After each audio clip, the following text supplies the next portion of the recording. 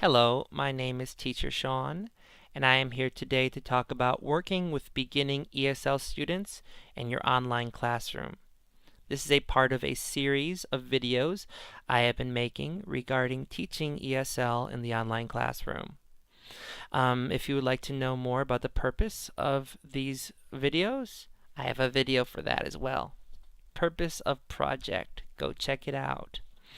Okay, so allow me to give a short introduction about what I'm doing here.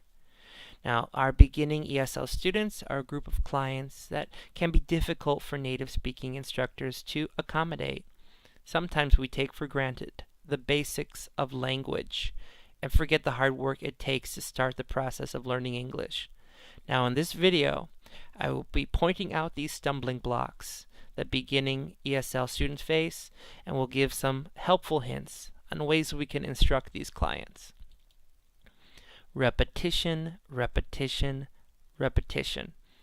Now hopefully your beginner ESL client will come to class knowing how to repeat after their instructor, either through instinct or previous language experience.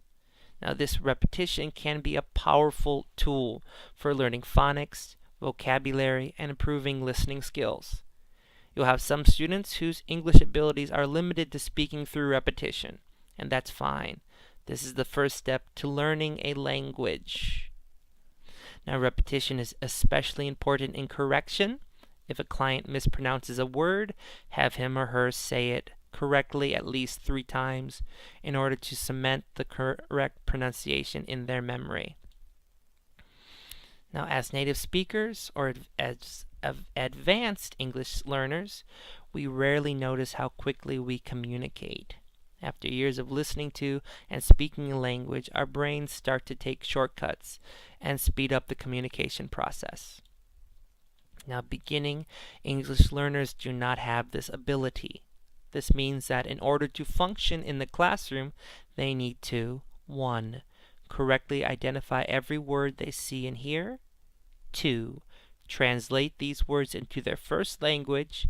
3. Group those words into phrases and sentences in order to find meaning in them in their first language. 4. Respond to that output in their first language. 5. Translate that response into English, oftentimes one word at a time. And 6. Make that response fit into the often arbitrary rules of English grammar. I'm tired just thinking about it. Now, what I'm saying here is that we as ESL instructors need to slow down, both when we are talking and when we are expecting output from our beginner students.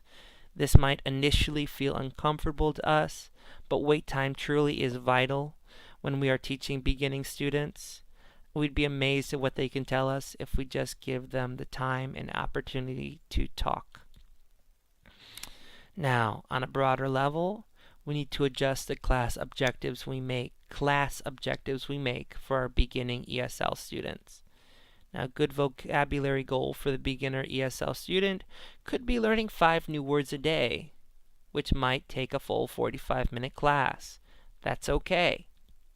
Now, in general, ESL educators are better off making sure their clients have a firm grasp on one topic, such as colors, shapes, professions, than trying to hastily cover 2 or 3 topics in one class. If we do that, then we might not teach our client anything at all. Now, scaffolding. Beginning ESL clients often are not ready to correctly structure English phrases or sentences. This can get in the way of teaching basic vocabulary and phonics unless we are able to successfully use scaffolding to meet our clients at a place where they feel comfortable speaking. A simple question, such as, "How are you today?" can actually be quite difficult for the beginning ESL learner. But through scaffolding, our clients might be able to understand our output and provide appropriate output. Okay, they might be able to understand your input and provide appropriate output. When I ask a question I know might be challenging to a client, I immediately write it on the whiteboard while verbalizing it loudly and slowly. How are you today? I then wait a few seconds. Remember, we want to give the student a time to think about it. If the client still is not able to answer, I write out a response, leaving a blank space where the appropriate adjective could go. How are you today? I am blah blah blah blah blah today. I don't say blah blah blah blah blah blah because that's confusing too. If the client is still unable to respond, I give him or her both written and verbal options. How are you today? I am happy today. I am fine today. I am okay today. I am great today. I write them out. A, B, C, D. The options are right there. Now, if the client is still unable to respond, I use myself as an example, pointing to my face and with exaggerated expressions saying the target output while circling an appropriate adjective. I then write out the completed sentence. How are you today? I am fine today. Okay? And I wrote out I am fine in that space we saw before. If the client is still unable to complete the phrase, that's okay. We move on. We don't want them to be frustrated. Okay, now I love using props in my classroom, both for educational purposes and just to lighten the mood. Okay, here's my little doll. She's great for teaching girl. Here is my strange bird creature. Usually is able to get the children to laugh. The point of the matter is try to use realia whenever possible. It's great to have a physical object ready that your clients can see and hear. Finally, if all else fails in your online ESL classroom, try communicating in your client's native language. Now, this strategy is often frowned upon in what is supposed to be an immersive English experience, but I am of the opinion that when a client is struggling and getting discouraged in my classroom, I need to use all the tools at my disposal to reach that student. If I don't know how to say a word in a question in my client's native language, I simply type it into Google Translate and use a playback feature. This works much better for singular words than sentences or paragraphs. Generally speaking, the more you have to translate, the less likely it is to be translated correctly. Now here's an example of how I would teach colors.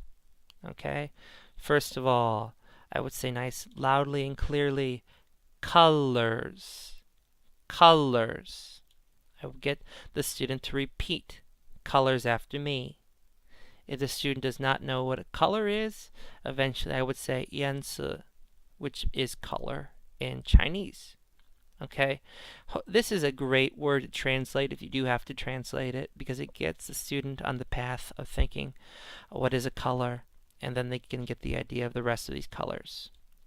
I then take my box, I go into a color, and then I will say loudly and clearly, blue, blue, having the client repeat blue after me. I go through all the colors, making sure they are pronouncing them correctly. Notice that I have a total of 5 colors here. This is intentional. I don't want to teach them too many colors. 5 is generally enough. Okay, after we do that, I will say a simple question. What color is it? It is. Okay, now after this, I will fill the screen with one of the colors, and then I will say, it is blue. I use this one as an example, okay, as a template for my students. After that, we go into different colors. It is red, it is yellow, you get the idea. I try to get the student to say that it is to make a complete sentence, but if they can't, that's okay. I'd be very happy if they could just say yellow. Now, if the student is more advanced, after that, I will take some realia. What color is it? Oh, I'm sorry, what color is the frog? The frog is green. For the first one, again, I use it as an example. I have it written out for them. But after that, what color is the hair? The hair is red. You get the idea. What color is the giraffe? The giraffe is orange. For all of these, I will write down the words in question, okay? I will write down hair. I will write down giraffe. And I fill in the blanks. The hair is green. No, I'm sorry. The frog is green. The hair is red. You get the idea. And hopefully, at the end of 5-10 minutes, your student will know 5 colors. Not bad. Thanks for listening, everybody. Have a nice day.